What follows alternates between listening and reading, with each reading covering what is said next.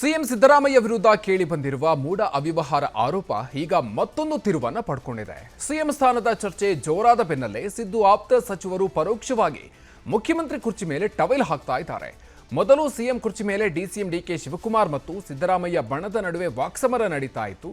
ಆದರೆ ಇದೀಗ ಸಿಎಂ ಬಣದಲ್ಲೇ ಮುಖ್ಯಮಂತ್ರಿ ಕುರ್ಚಿಗಾಗಿ ಕಿತ್ತಾಟ ನಡೀತಾ ಇದೆ.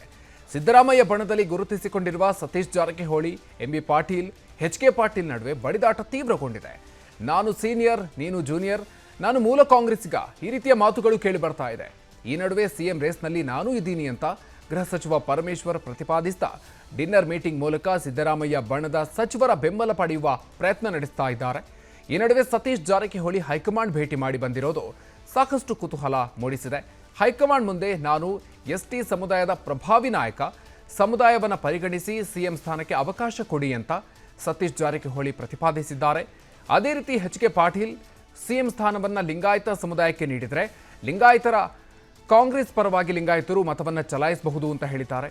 ಅದೇ ಸಂದರ್ಭದಲ್ಲಿ ಎಂಬಿ ಪಾಟೀಲ್ ಕೂಡ ನಾನು ಕಾಂಗ್ರೆಸ್ನಲ್ಲಿ ಸೀನಿಯರ್, ಸತೀಶ್ ಜಾರಕಿಹೊಳಿಗಿಂತ ಹಿರಿಯ ವ್ಯಕ್ತಿ ಅಂತ ಪ್ರತಿಪಾದಿಸಿ ಹೈಕಮಾಂಡ್ ಮುಂದೆ ಅವಕಾಶಕ್ಕೆ ಮನವಿಯನ್ನು ಮಾಡಿದ್ದಾರೆ. ಇನ್ನು ನಮ್ಮ ನಾಯಕ ಸಿದ್ದರಾಮಯ್ಯ ಅವರೇ ಮುಖ್ಯಮಂತ್ರಿ ಅಂತ ಪ್ರತಿಪಾದಿಸ್ತಾ ಇರುವ ಕಾಂಗ್ರೆಸ್ನಲ್ಲಿ ನಿಧಾನವಾಗಿ ನಾಯಕರು ತಮ್ಮ ಪರ ಅಭಿಯಾನ ಆರಂಭಿಸಿದಂತೆ ಕಾಣ್ತಾ ಇದೆ. ಸಾಮಾಜಿಕ ಜಾಲತಾಣದಲ್ಲಿ ನಮ್ಮ ಮುಂದಿನ ಸಿಎಂ ಸತೀಶ್ ಜಾರಕಿಹೊಳಿ ಅನ್ನುವ ಅಭಿಯಾನ ಆರಂಭ ಆಗಿದೆ. ಸತೀಶ್ ಜಾರಕಿಹೊಳಿ ಪರ ಅಭಿಮಾನಿಗಳು ಹಾಕಿರುವ ಪೋಸ್ಟರ್ ವೈರಲ್ ಆಗಿದೆ. ಇದಕ್ಕೆ ಪ್ರತಿಕ್ರಿಯೆ ನೀಡಿರುವ ಸತೀಶ್ 2028ರಲ್ಲಿ ನಾನು ಸಿಎಂ ಆಗಬೇಕು ಅನ್ನುವ ಯೋಚನೆ ಇದೆ ಅಂತ ಹೇಳಿದ್ದಾರೆ. ಈ ಪೋಸ್ಟರ್ಗೆ ಎಂಬಿ ಪಾಟೀಲ್ ಪ್ರತಿಕ್ರಿಯೆ ನೀಡಿ ನಾನು ಸತೀಶ್ ಅವರಿಗಿಂತಲೂ ಸೀನಿಯರ್ ಇದ್ದೀನಿ, ನನಗೆ ಸಿಎಂ ಆಗುವ ಆಸೆ ಇದೆ, ಆದರೆ ದುರಾಸೆಯಂತೂ ಇಲ್ಲ ಅಂತ ಹೇಳಿದ್ದಾರೆ. ನೋಡೋಣ, 28ರಲ್ಲಿ ನಮ್ಮದು ಪ್ಲ್ಯಾನ್ ಇದೆ, ಅಲ್ಲಿಗೆ ಆವಾಗ ನೋಡೋಣ. ಸೊ ಇವಾಗಂತೂ ಚರ್ಚೆ ಅನವಶ್ಯಕ, ಸಾಕಷ್ಟು ಸರಿ ಹೇಳಿದ್ವಿ. ಈಗ ಅದು ಪ್ರಶ್ನೆ ಬರ್ತಲ್ಲ, ಅದು ಸಿ ಎಂ ಕುರ್ಚಿ ಚರ್ಚೆ ಬಗ್ಗೆ ನೋಡಿ, ಅದು ಯಾವುದೋ ಸಂದರ್ಭದಲ್ಲಿ ಬದ್ಧತೆ ಅಲ್ಲಿ ಕೇಳಿರ್ತಾರೆ, ಯಾರೋ ಪ್ರಶ್ನೆ ಕೇಳಿರ್ತಾರೆ ನಿಮ್ಮವರು ಮಾಧ್ಯಮದವರು, ಅಥವಾ ಅವ್ರು ಏನೋ ಒಂದು ಸಭೆಯಲ್ಲಿ ಏನೋ ಚರ್ಚೆ ಆಗಿರ್ತದೆ, ಅದೇನು ಹೇಳಿರ್ತಾರೆ ಅದು ಎಲ್ಲೋ ಬಂದು ಎಲ್ಲೋ ಹತ್ತತ್ತೆ. ಸೊ ಹೀಗಾಗಿ ಯಾರು ಪರ್ಟಿಕ್ಯುಲರ್ ನಾನೇ ಆಗ್ತೀನಿ ಅನ್ನೋದು ಎಲ್ಲೂ ಇನ್ನೂ ಮಟ್ಟ ಯಾರು ಕೂಡ ಹೇಳಿಲ್ಲ. ಇಲ್ಲ ನೋಡೋಣ, ಅವ್ರ ವೈಯಕ್ತಿಕ ಅಭಿಪ್ರಾಯ ಅದ. ನನಗಿಂತ ಸೀನಿಯರ್ಸ್ ಇದ್ದಾರೆ, ಆದರೆ ಸೀನಿಯರ್ಸ್ ಒಂದೇ ಮಾನದಂಡ ಆಗಿರ. ಒಂದೇದ್ದು ಈಗ ಮುಖ್ಯಮಂತ್ರಿ ಬದಲಾವಣೆ ಪ್ರಶ್ನೆ ಬರೋದಲ್ಲ. ಸಿದ್ದರಾಮಯ್ಯ ಅವರು ಮುಖ್ಯಮಂತ್ರಿ ಆಗಿದ್ದಾರೆ, ಇರ್ತಾರೆ, ಮುಂದೇನು ಬರೀತಾರೆ.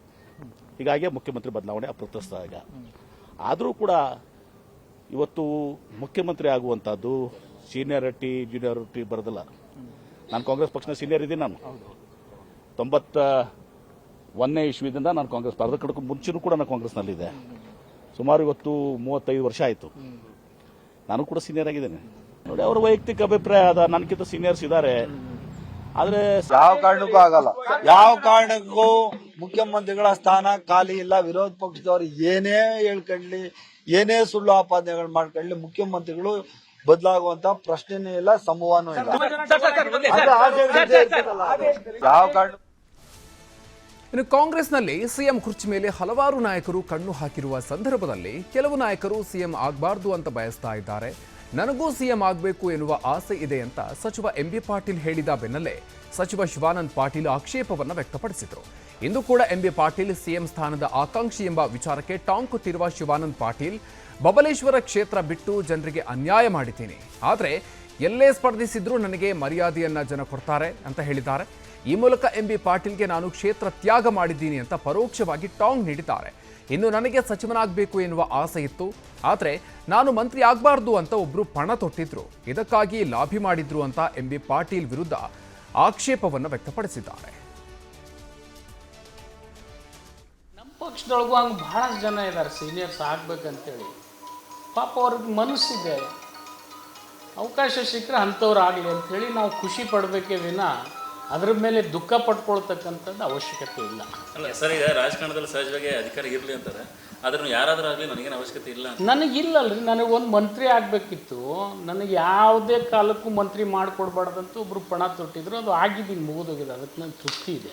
ನಮ್ಮ ಪಕ್ಷದೊಳಗೂ ಅನುಕ್ಷಣದ ಸುದ್ದಿಗಳಿಗಾಗಿ ವಿಸ್ತಾರ ನ್ಯೂಸ್ ಯೂಟ್ಯೂಬ್ ಚಾನೆಲ್ ಸಬ್ಸ್ಕ್ರೈಬ್ ಮಾಡಿ.